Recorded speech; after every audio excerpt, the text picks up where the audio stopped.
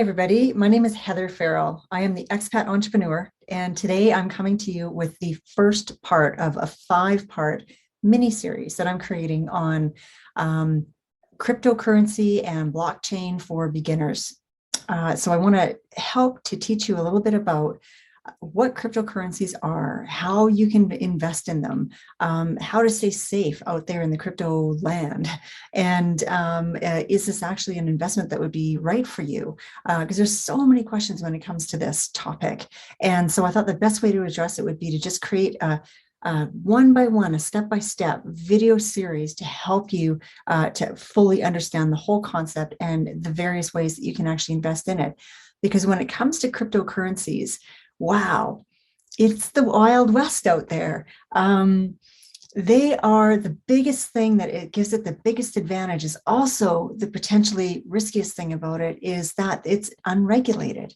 The cryptocurrency world and blockchain is what is called decentralized. And that means there's nobody controlling it. There's no government endorsing or setting rules and enforcing the rules and regulations. There's nobody to go to in the end. If something happens or you're not happy with your service or you want to make a complaint to somebody, there's nobody to complain to. And so that's something that is can feel a little bit unsettling in the beginning, but it's actually a really good thing because it also means that it's not manipulated, that there's nobody behind the scenes pulling the levers and with ulterior motives and making it look like this or changing that so that this is going to happen next and nobody's going to notice this happening over here. And the things that are going on in our everyday brick and mortar world all the time, especially when it comes to finance and investment. So the biggest thing to remember if you're just wading into these waters about crypto is just be careful who you listen to, who you take advice from, and who you give any information to. Especially, don't ever share your passwords or your AP, your keys or your seed phrases with anybody, and only enter them on websites that you've clicked to yourself. You know that the origin is authentic and legitimate, not some website that somebody says, well, here, go here and we'll solve the problem for you. Those are the ways that some of the biggest problems happen with people, just falling into the wrong hands. With that said, there's such an enormous opportunity that it really is worth your while to look into it and to consider this and really get the full story so that you know and you can make an informed decision if it's the right thing for you or not. Because one way or another, in the rest of our lifetimes, crypto and blockchain are going to be part of your life, whether you want them to or not. And sitting back and saying, I'm not going to buy online. I don't trust that online thing. I'm not going to put my credit card on there. I'm not going to do it. And then what happens? The next thing you know, something, maybe it took you a while. Maybe it was eventually this whole COVID thing that finally got you, okay, I got no other choice. I'm going to have to buy some groceries online or presents or whatever. Eventually you go because the world keeps moving ahead, whether we want to go or not. And I can share a long list of things that I didn't want to do either. I like things staying the way they are. And I like my computer and my setup and my phone. And I don't want to do the updates and have all those changes. And then I got to figure stuff out again. And I know how it feels. I feel the same way. But if you want to keep doing things the easy way, if you want seamless technology to flow one into the next, if you want things to continue to unroll like that, we have no choice but to keep up and do that and go down the path that we're being directed to go. And this has never been more true than with crypto, because there's so many people, and today the vast majority of the population doesn't understand it, probably doesn't trust it, is not too sure if this is going to be the right thing for you or not, but who wants to try and figure out how and if it is or not. And that's what my hope is here with this video series. So yeah, buckle in. Let's get started.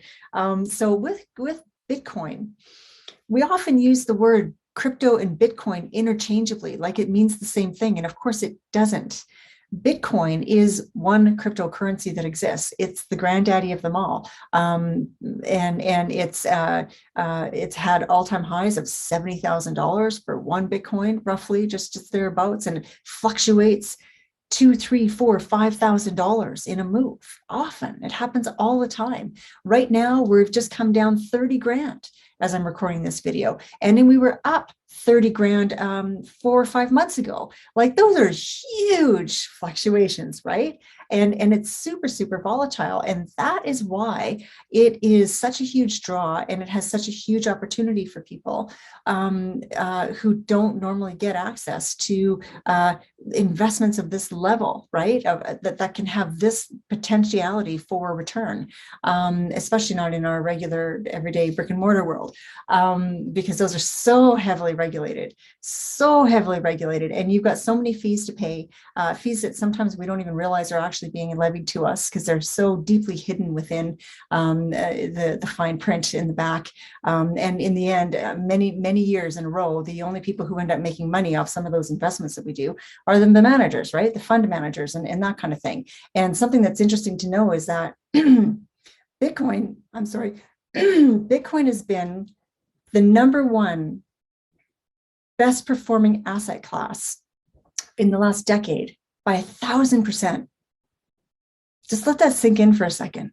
By 1,000%, it outperformed absolutely everything. Stocks, bonds, real estate, commodities, bullion, like you name it. It outperformed everything by a mile, 1,000%. Like it's incredible. And this is the power of something that is not being artificially manipulated or inflated or deflated or whatever the powers that be behind the scenes are trying to make it do for their benefit, because that's what's happening with our fiat currency and with the price of oil and with the price of energy and things like that that we need, that are integral in our society, in our life, in day-to-day life that we need. And they get controlled behind the scenes. And what we end up experiencing is things like inflation. Like right now, you go into a grocery store with $100 and the equivalent of $100, depending on whatever country you live in, and what you come out with is vastly different than what you would have come out with even a year ago, let alone 5 or 10 years ago, right?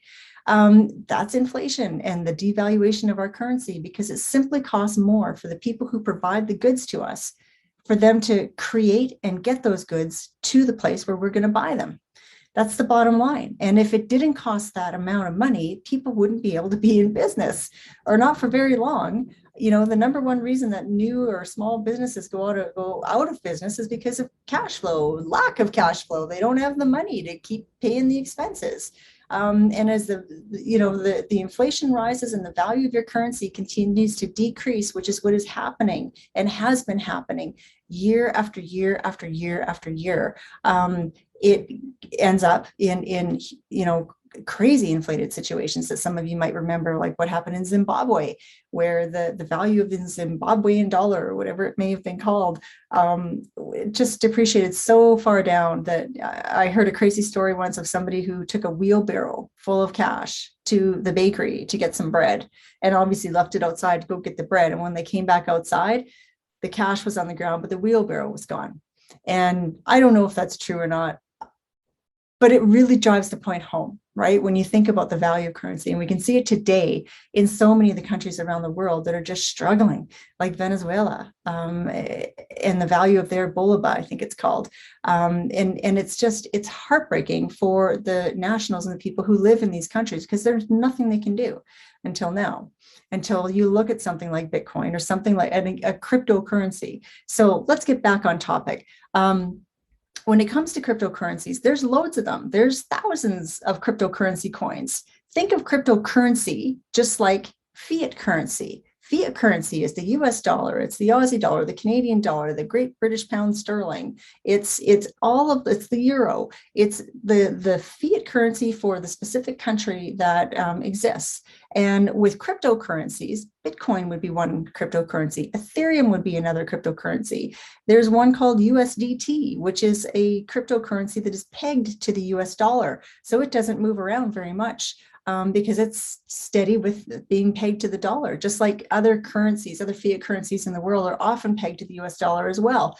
With the cryptocurrencies, a lot of people ask me, where's the value? You can't hold it. I can't do anything with it. At least with a stock, you think you own a piece of paper that belongs to a company you know the name of and hear about in the news from time to time. Well, where's the value in a crypto? And the thing is that the value is in the market. It's in all the people who buy and sell and hold those particular cryptocurrencies. There's also a lot of them that have a real world use, that are companies behind it that are really doing something in this world, like you would see in the stock market, where you would have a company like Apple, who's the #1 company in the world at the moment with nearly $3 trillion valuation, or market cap. And they've obviously got a huge utility in this world, don't they? And there's cryptocurrencies that do things. Bitcoin, for example, which is the #1 cryptocurrency, doesn't do anything. It just exists, which is kind of funny, right? How can it be so big when it doesn't do anything? Well, it was the first one. That's why. I guess that's the increase you get for being a trailblazer. The next one down from it, Ethereum, which is considered digital silver, if Bitcoin is digital gold, Ethereum does have a real world value, and it actually has a network that crypto that it moves itself along on.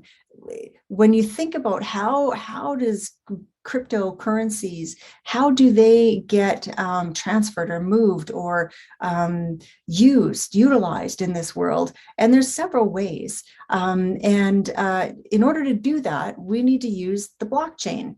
And the blockchain is, in my opinion, it's the reason why it legitimizes cryptocurrencies in my mind. Maybe you'll feel the same way. I don't know. I'm sure there's other people out there who didn't need that to exist in order for it to be so interesting and viable.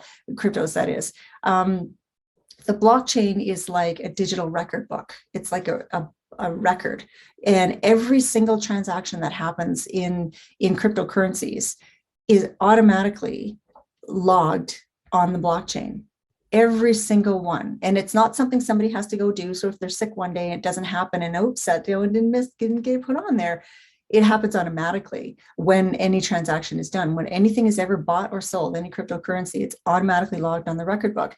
And what does this mean? Why does that matter? It means that it can't be altered and manipulated, because it's on the network, which is online. It's the network being the internet, right? The only way you could shut it down is if you shut down the whole internet in the world.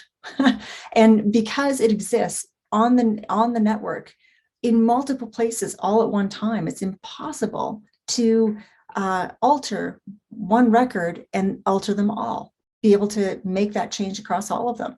And that's why it's so stable in that regard, and such a huge, I want to say, comfort or confidence factor behind everything that happens with cryptocurrencies, because there's no manipulation in that regard. So it's the combination of the two, of the blockchain and the crypto coming together at the same time, that I think gives it this immense, unstoppable power. Because people often ask me, well, what if the government shuts it down? What if somebody destroys it? What if a solar flare comes? I heard there's a solar flare coming soon, potentially. What if that knocks out crypto? Well, I mean, short of some cataclysmic event, right, that might wipe the computers of the world clean and end the internet as we ever knew it. I mean, maybe something like that would make a big change like that. And if that was the case, I think we'd have a lot more to be concerned about than the value of a Bitcoin. But it's too far down the path. It's too far along to be stopped, or to be destroyed, or to be nuked, or to be outlawed. It's like, okay, outlawed might be a different word. I should take that word back, because there are governments that have said, look, we're going to ban cryptocurrency. We don't want it in our country. And they have the right to do that. And the people are at the whim of that. I mean, obviously, but the vast majority so far of the countries are adopting it like crazy. There's going to be, because there's so many huge benefits to it. There's things that are going to happen that wouldn't be able to happen without a digital currency that is ubiquitous across the country, across the world rather, that is just like intrinsically weaved through our society. And the benefits are just huge. And let me give you an example. The remittance industry. Some of you might know, if you follow me or you know who I am, I'm an expat. I've been living abroad for 20 years. And I've met a lot of other expats along the way. And a lot of them are workers, people from other countries who go abroad specifically to take a job because there's no job for them at home, or not as nearly as good of a job for them at home. So they stand to make a lot more money traveling overseas, in having their work. And what that means is they've got to send money home. So that's a remittance. And that is a massive, massive industry. And like one of the biggest remitters, the companies that I know of, is Western Union. You might know who they are too. And their market share is just dropping like a rock, because they're losing ground. They're old school. They're dealing in dollars, in fiat currency, in showing your ID and all this slow moving, and it's going to take us a week to get the money there, or then what they have to do on the other end in order to receive it. And it's all like old school, antiquated technology or techniques that they use. Whereas if you do it with crypto, you can do that instantaneously. I can send you a cryptocurrency payment just like that, and you can have it like within a half an hour. And all you need is the wallet address, the code. I mean, it happens so fast. And we're also not losing all of that money on exchange of currency from US dollar to, whichever country you're sending it to or whatever. And you're also not losing so much on the transfer, which is where a company like Western Union is going to be out huge, big time, because that's a massive industry, you guys. You might not realize it, especially if you're a person who lives in your own home country where you were born, and you've never really traveled abroad, or know much about this kind of industry. It's huge in the world. Believe me, there are loads of people. In fact, the number one export out of the Philippines is their own people for working. That's a perfect example. Filipinos are everywhere for this reason. So anyway, it's interesting to know that. And that's one example of how it's going to be such a great thing for everybody in the world. There are countries that have adopted cryptocurrency, or I should say Bitcoin, as legal tender. El Salvador last June, they passed a Bitcoin law, and they made Bitcoin legal tender in that country, which is so fascinating. It's so interesting, and it's wonderful because it gives people an alternate to their standard fiat currency that is able to be manipulated and controlled by other forces, outside forces. Bitcoin can't be manipulated by anybody. It is a rocky ride. Sometimes it's a major roller coaster, like it is right now. Like I explained to you, taking jumps up and down of 3, 4, 5 grand at a time. That's a big swing. And then when you add another zero behind that, wow, it's a lot, right? So, we have to be mindful of that, but also keep in mind that Bitcoin, again, is just one of many. There are, I believe, 7,000 cryptocurrencies right now, and there'll be loads more. A bunch of them will disappear. Some will make it, some won't. There's a lot of, it's a very, very fluid market, right? And the thing is, just like anything, you're going to have your top rated coins, your top rated cryptocurrencies that are available. And I'll get into this in a further lesson when I start talking about different ways that you can actually invest in crypto and what it means to you. But basically, you can look at it like it's something where you've got the creme de la creme, and then you've got like a second tier, maybe a third tier, and then you've got this kind of crazy land where it's a crapshoot if they're even going to make it. Maybe you think of those more like a penny stock, where we're not too sure if they're going to be able to pull it all together and stay in business for the long term, but let's see. And that comes into play about the different types of ways that you can actually invest in this. And there are super high risk ways, and there are lower risk ways. I would never say there's no risk, because that simply is not true. Cryptocurrencies are considered risky, and money that you invest, you could lose it. You could lose all of it, just like you could if you put it in the stock market, or if you put it into some other investment. Your cousin's brother's corner bakery with grandma's great grandma's recipes, and there's risk in pretty much any investment that we put our money into. There's even risk just leaving it in the bank, isn't there? Because you're not making any interest on it, and the value of your currency is devaluing, is depreciating every day, which is a real shame. because the $100 you put in there, or the $1,000 you put in there is not going to be, it might still say 1,000 when you take it out, but it is not going to be able to buy you what it did when you put it in. And that's really what it boils down to, right? When you just cut out all the big fancy words and all the complicated, scenarios and everything, that's what it boils down to. How much is my money going to be able to buy me? And I remember back, wow, my roots before I left Canada to start being an expat. I guess it's probably fair to say I was dabbling in financial planning. I was not, I was working on my certifications, and I was licensed to sell mutual funds and life insurance, and talk to people about their financial plan and whatnot. But back then, that was my first experience into looking behind the scenes of what it really goes on with investments. And that was only a handful of them too, right?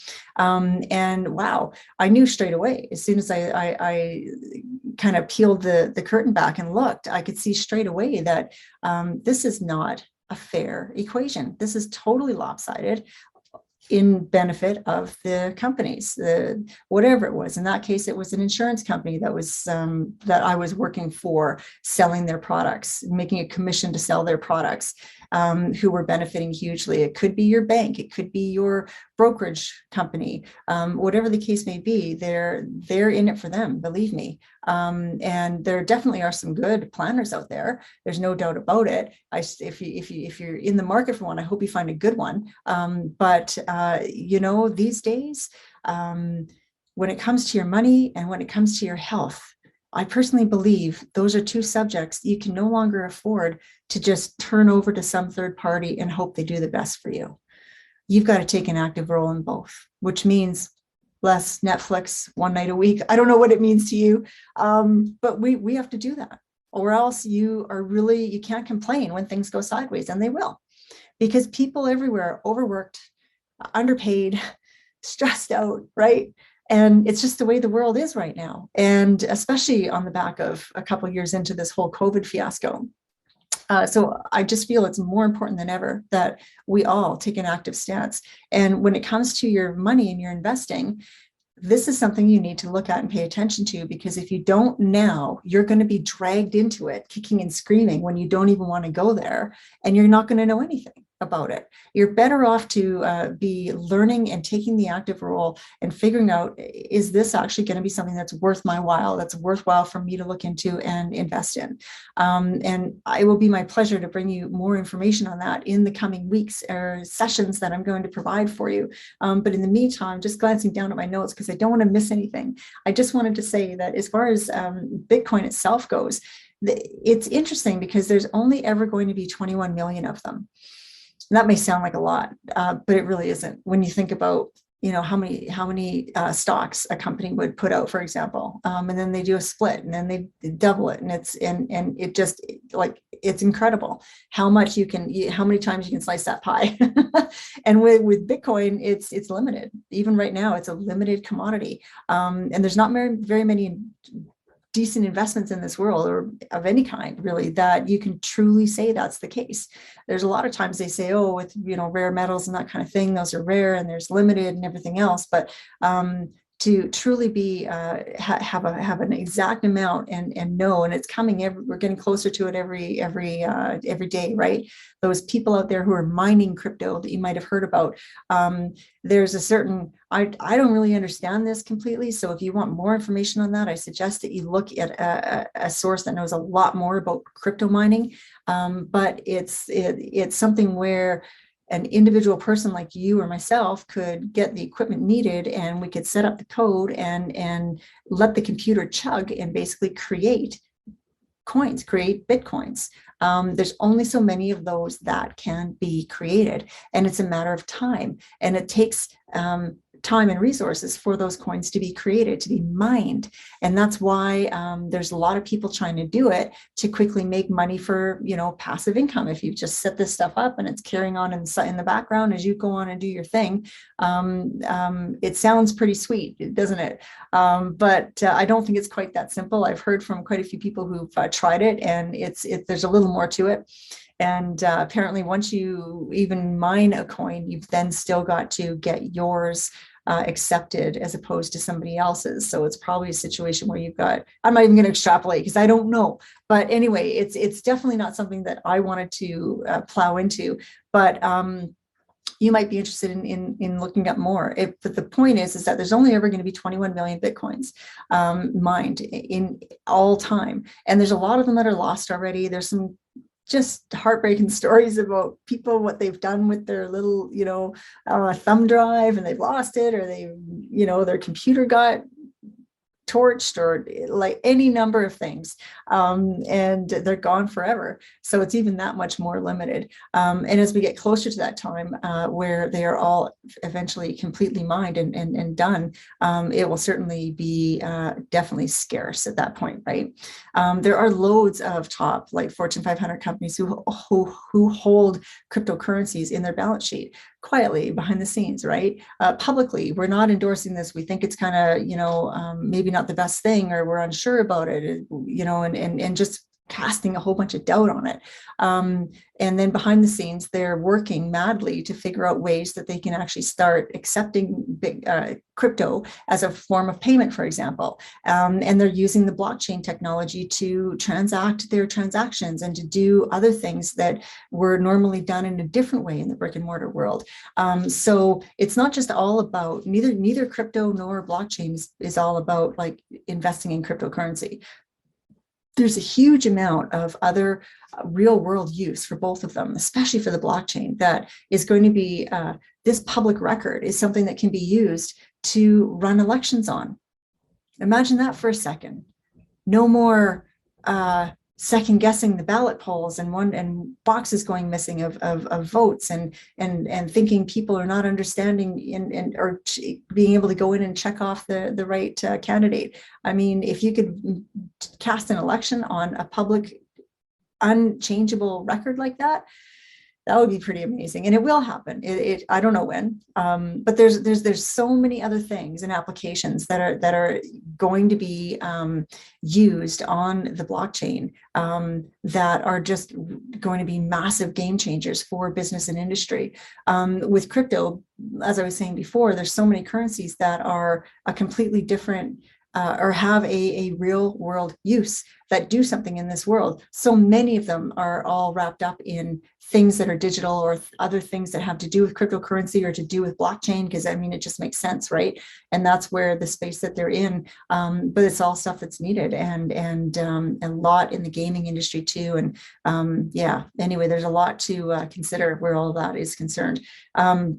You might be interested to know that Virgin Galactic accepts Bitcoin, and you can pay for your rocket flight to the moon with Bitcoin if you want to. Last time I checked, they accept it. So that's kind of cool. Yeah.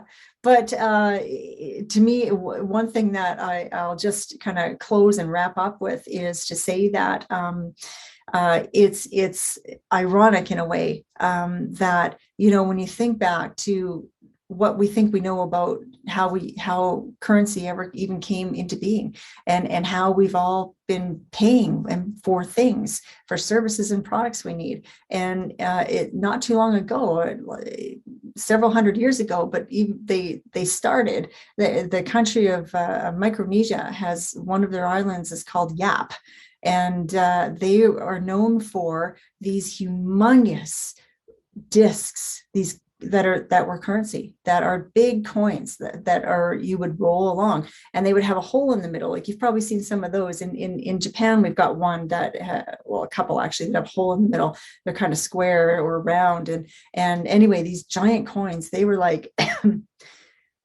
4,000 pounds. They could be 12 feet tall, and it's just so interesting to me to think about.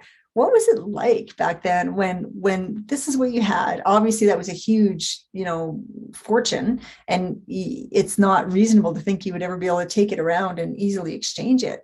But when you go from that huge idea to now something that you don't even actually hold, right? That's digital. It's just like, it's so fascinating to me. It's like full circle. No pun intended there.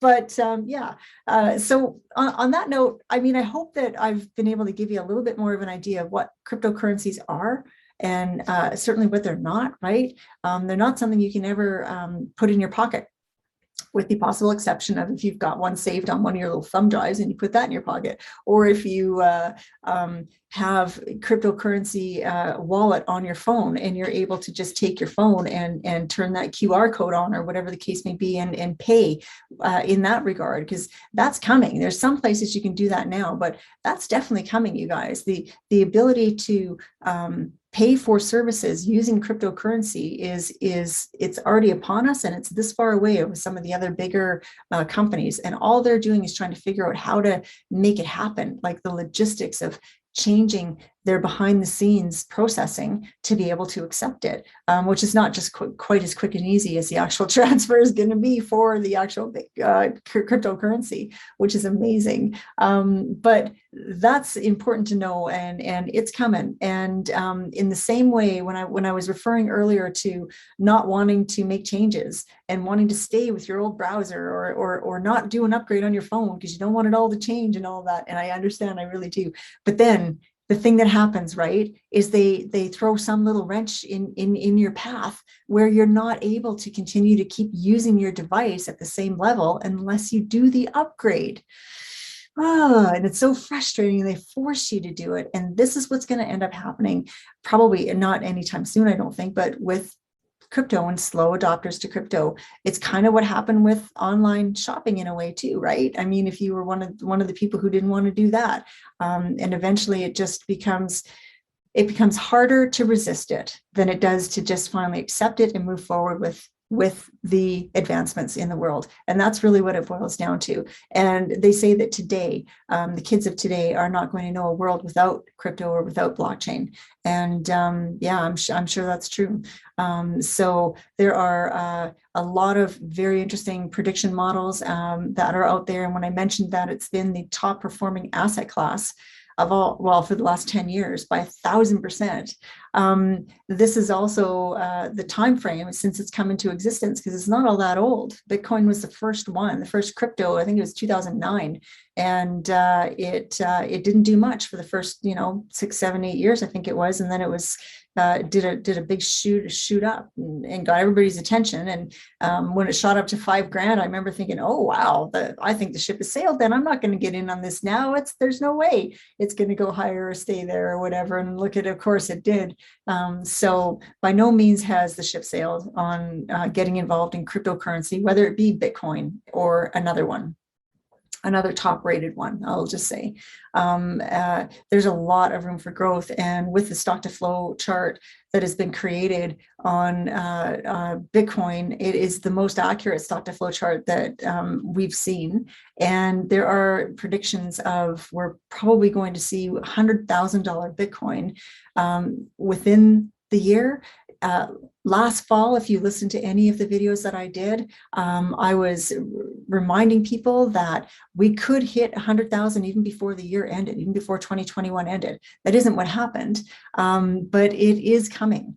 And the model suggests that the increases it's going to continue to take from there, they're just monumental. And in not that much time, within like 3 to 4 years, it could be many, many hundreds of thousands of dollars, if not more.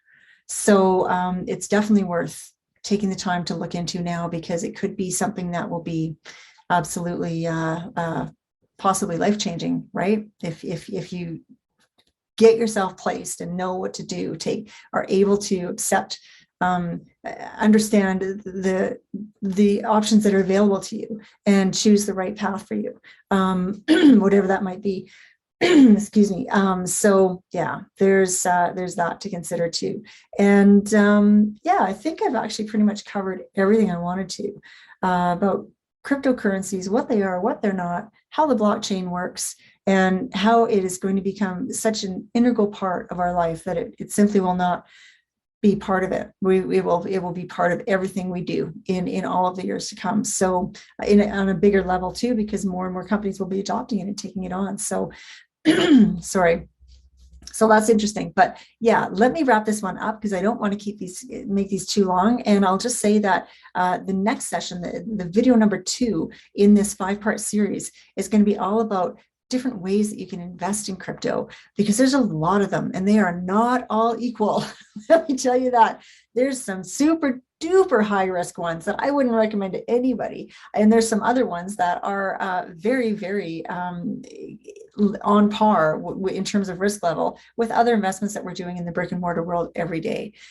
So look forward to that. And I will be delivering that to you soon. So thank you for tuning in today. If you enjoyed this video and you enjoy this kind of content, please go ahead and like the video down below and go ahead and subscribe, because by subscribing, that means that YouTube is going to notify you whenever I put another video out. So you don't have to try and remember or come back around and look again and see, is that thing out yet? So I thank you very much for that, and hope that you have a great day. And I will be coming to you again soon with the next video in the 5-part series. Thanks, everybody.